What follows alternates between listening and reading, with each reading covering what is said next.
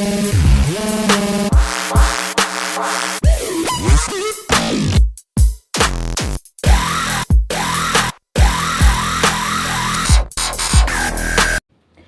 semua, welcome to my YouTube channel.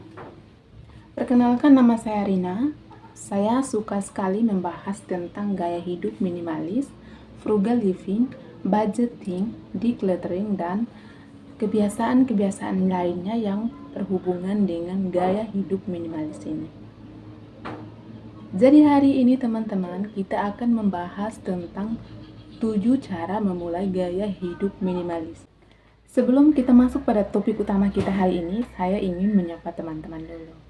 Hai teman-teman semua, dimanapun kalian berada, apa kabarnya? Semoga kita semua dalam keadaan sehat, dan saya juga di sini dalam keadaan sehat. Saya doakan teman-teman juga demikian, dan selalu dimudahkan rezekinya dari Tuhan kita.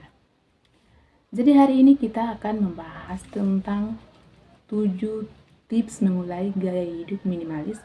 Ini cocok banget buat teman-teman yang masih pemula. Dan sekarang ayo kita langsung let's go. Jadi teman-teman, harus kita akui bahwa tidak semua orang itu bisa menjalani gaya hidup minimalis ini. Tapi jika teman-teman memang sedang bersedia berusaha untuk menjalani kehidupan yang namanya hidup minimalis ini, berarti teman-teman sedang berada di channel yang tepat, karena di channel ini saya akan selalu membahas seputaran gaya hidup minimalis ini. Dan hari ini kita akan membahas tentang 7 cara bagaimana kita memulai gaya hidup minimalis. Jika teman-teman suka dengan video ini, teman-teman boleh meninggalkan komentar teman-teman dan juga share video ini ke teman-teman dan juga ke saudara atau orang tua atau mungkin pacar kalian, sehingga kalian bisa bersama-sama menjalani gaya hidup minimalis ini. Dan juga teman-teman boleh subscribe, karena dengan subscribe Anda sedang mensupport saya untuk terus berkarya dan membuat konten-konten berikutnya tentang seputaran gaya hidup minimalis ini. Oke, kita langsung mulai pada tips-tipsnya. Tips yang pertama adalah memulai dari decluttering. Jadi decluttering adalah cara kita untuk memilah-milah barang atau cara kita untuk menyingkirkan barang-barang yang sebenarnya sudah tidak layak lagi untuk kita pakai, yang sebenarnya sudah layak untuk disingkirkan dari rumah kita. Teman-teman bisa memulai decluttering ini dari ruangan-ruangan yang lebih mudah dan yang lebih gampang untuk dilakukan. Contohnya dari meja kerja atau dari isi lemari pakaian teman-teman. Teman-teman sebelum melakukan decluttering ini, teman-teman menyediakan terlebih dahulu 3 kotak atau 3 kardus untuk memisah-misahkan barang dalam 3 kategori yang berbeda. Misalkan teman-teman ingin mendecluttering di dalam lemari pakaian, sediakan 3 kotak. Kotak yang pertama untuk pakaian yang masih layak untuk dipakai, kotak yang kedua untuk didonasikan, dan kotak yang ketiga untuk disingkirkan. Tips yang kedua yaitu merapikan ruangan dengan rutin. Jadi setelah teman-teman mendecluttering barang-barang dari isi rumah tersebut, jangan biarkan barang-barang hasil sisa decluttering tersebut masih berantakan di dalam ruangan. Segera untuk merapikan, kembalikan barang-barang tersebut pada tempatnya, sehingga teman-teman akan merasa lebih mudah, lebih ringan dalam menjalani hidup ini, dan tentunya ruangan akan terasa lebih nyaman untuk dihuni. Coba untuk membuat jadwal mingguan atau jadwal harian atau bahkan jadwal bulanan untuk membersihkan ruangan.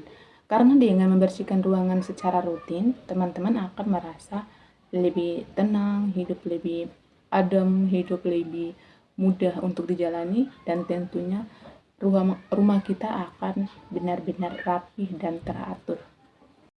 Tips yang kelima adalah mencari barang alternatif atau barang pengganti dengan harga yang lebih terjangkau.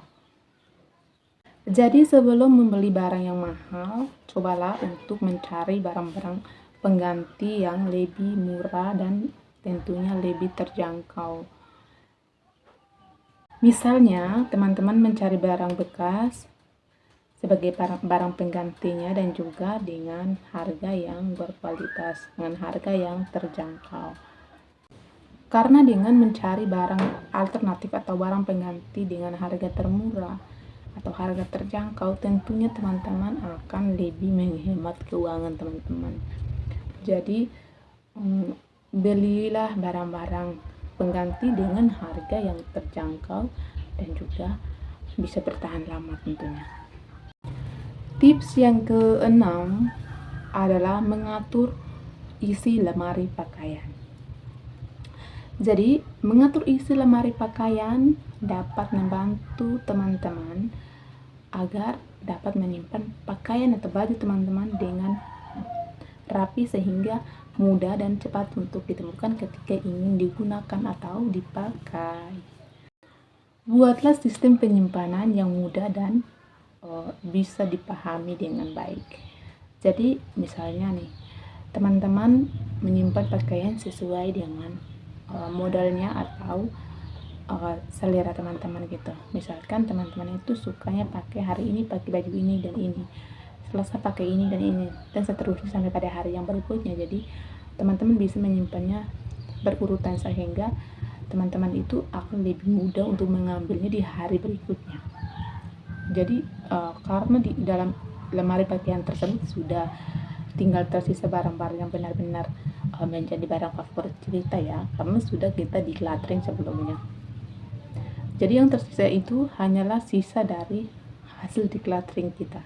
Jadi tentunya itu adalah pakaian-pakaian yang favorit kita banget ya. Dan tips yang terakhir adalah terapkan prinsip mengganti bukan menambah. Itulah mengapa saya pernah bilang di video berikutnya, yaitu bahwa seorang pembelanja minimalis itu memiliki prinsip bahwa one in one out. Satu barang masuk, satu barangnya harus keluar, sehingga ini bukan lagi namanya menambah ya, tetapi mengganti. Jadi sebelum membeli suatu barang, pertimbangkan terlebih dahulu apakah barang ini adalah barang yang bisa menggantikan barang-barang di rumah. Barang ini bisa menggantikan posisi barang lain yang ada dalam rumah, sehingga ketika barang itu sampai di rumah, barang yang di rumah juga bisa kita singkirkan. Bukan berarti kita buang ya, tapi kita bisa donasikan atau juga bisa dijual lagi jika masih layak untuk dijual. Tetapi ya jika memang sudah rusak, ya harus disingkirkan dulu dalam beberapa hari, kemudian ya dibuang kalau memang sudah benar-benar tidak layak untuk dipakai. Karena dengan demikian, Anda, teman-teman, bukan hanya menghemat tentunya, tapi juga tentunya ruangan akan terasa lebih lapang karena teman-teman tidak akan menumpuk-numpuk barang lagi di dalam rumah. Well, itulah 7 tips memulai gaya hidup minimalis bagi pemula, dan saya mengharapkan semoga teman-teman setelah menonton video ini, teman-teman bisa menerapkan gaya hidup minimalis ini dalam kehidupan teman-teman. Oke, sampai di sini dulu video kita kali ini. Sampai kita ketemu di video-video berikutnya. Terima kasih sudah menonton. See you.